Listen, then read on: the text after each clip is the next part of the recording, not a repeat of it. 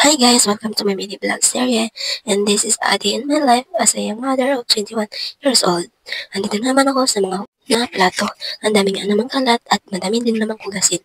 Kami-kami nga lang sa bahay, ngunit madami din hugasin.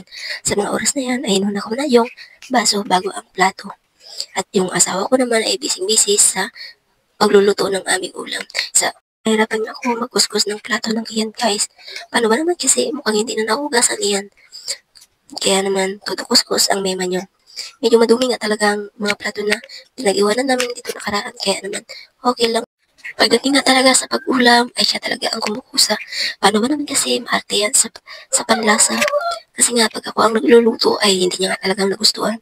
Kaya naman, siya yan ang kumukusa sa pagluluto ng aming ulam. Ang alam ko lang nga kasi guys, ay mga talbos ng mga kamote. Charot. At habang kumukulo nga ay hinahayaan na lang muna dahil yung asawa ko ay nasa baba, naghahanap ng maisahog na gulay.